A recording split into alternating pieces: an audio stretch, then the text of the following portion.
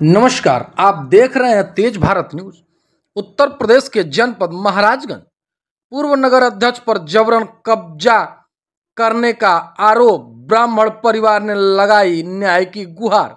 जी हां, जनपद महाराजगंज के नौतनवा कस्बे में पूर्व नगर अध्यक्ष गुड्डू खान पर एक ब्राह्मण परिवार की जमीन पर जबरन कब्जा करने का गंभीर आरोप लगाया है। पीड़ित परिवार का कहना है कि उनकी पैतृक जमीन पर गुड्डू खान अपने दबंगई के बल पर कब्जा करने का प्रयास कर रहा है। इस दौरान परिवार के विरोध करने पर उन्हें धमकी दी जा रही है। पीड़ित परिजनों ने बताया कि उस जमीन की रजिस्ट्री, सभी कागजात और उनके पास सुरक्षित है। इसके बावजूद राजनीतिक रसूख का इस्तेमाल कर कब्जा किया जा रहा है। उन्होंने आरोप लगाया है कि स्थानीय प्रशासन को कई बार इसकी शिकायत देने के बाद भी अभी तक कोई ठोस कार्रवाई नहीं हुई। इससे परिवार में भय और असुरक्षा का माहौल है। स्थानीय लोगों का कहना है कि पूर्व नगर अध्यक्ष के इशारे पर आए कुछ लोगों ने जमीन पर दीवार खड़े कर रहे हैं, कब्जा करने की कोशिश की जा रही है। जब आसपास के लोगों ने आपत्ति जताई तो माहौल तनावपूर्ण हो गया है। समय रहते लोगों ने हस्तक्षेप से बड़ी घटना टल गई है।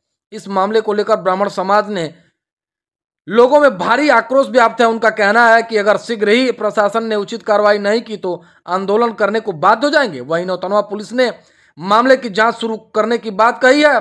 पुलिस अधिकारियों का कहना है कि दोनों पक्षों के कागजात की जांच की जाएगी और अवैध कब्जा पर करे जाने पर सख्त कार्रवाई की जाएगी।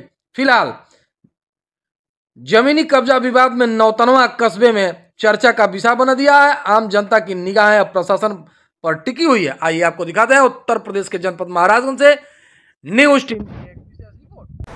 मेरा नाम प्रेम शंकर पांडे है। मेरे पिता का नाम स्वर्गीय राम उग्र पांडे है।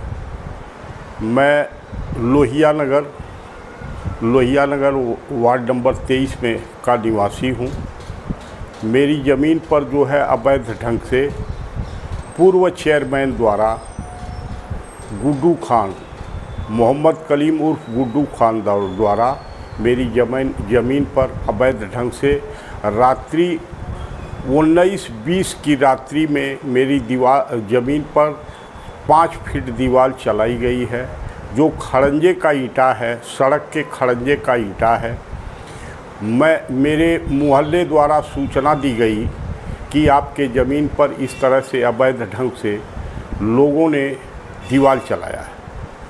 मैं रात्रि में यहाँ नौतनवा आया। आने के बाद सुबह जो है मैं 21 तारीख को नौतनवा तहसील में गया।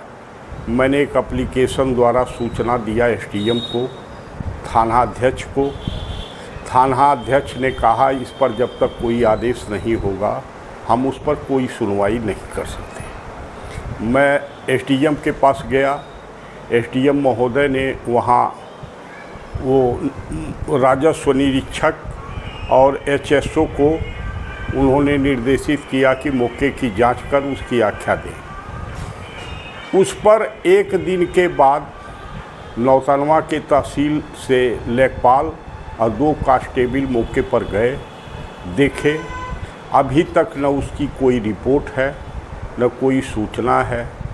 उसके बाद मैं भगे स्थानीय विधायक ऋषि मोहन त्रिपाठी के पास गया। मैं अपनी बात को उनके सामने भी रखा। वहाँ एसडीएम भी मौजूद रहे और थाना अध्यक्ष भी मौजूद रहे। उन्होंने कहा कि जो है इस पर आप लोगों ने क्या किया, क्या कार्रवाई करेंगे। तो उन्होंने कहा कि इस पर जो है एफआईआर दर्ज कर दीजिए।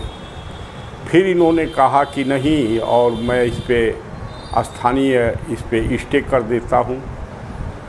उसके बाद अब बताइए, मुझे मुकदमे में उलझाकर मेरी ज़मीन पर आज भी वो काम कर रहा है। मैं इसकी सूचना फिर आज सवेरे थाना अध्यक्ष को दिया। उन्होंने कहा जब तक कोई आदेश नहीं होगा तब तक हम उस पर कोई कार्रवाई नहीं करेंगे। इसके बाद मैं उत्तर प्रदेश माननीय मुख्यमंत्री को मैं ऑनलाइन द्वारा जो है ऑनलाइन करवाया है निवेदन को। पुलिस लखनऊ को मैंने दिया है ऑनलाइन द्वारा। अब उसके बाद देखिए अभी सर हमको घुमाया जा रहा है, जहाँ भी जा रहा हूँ वहाँ न्याय हमको नहीं दिया जा रहा है, मुझे घुमाने का काम किया जा रहा है। इस अवस्था में बताइए पीड़ित व्यक्ति जो कि मेरी ज़मीन भूमिधरी है, भूमिधरी नंबर है, अब इस स्थिति में अगला कहाँ जाए, किसके अपनी पीड़ा को किससे कही जाए, इस स्थिति में इस पीड़ा को किससे कही जाए। मतलब विधायक के कहने के बाद भी जो है प्रशासन आपकी बात प्रशासन कोई मदद मेरी नहीं करने के लिए तैयार है। यहाँ का प्रशासन एज ए जीरो समझ लीजिए, कोई सुनवाई नहीं, कोई मदद नहीं। सर परिवार में आपके कौन कौन है यहाँ पे जो रात में जो मतलब जुड़ाई का काम कर दिया, तो यहाँ पे कोई था नहीं क्या?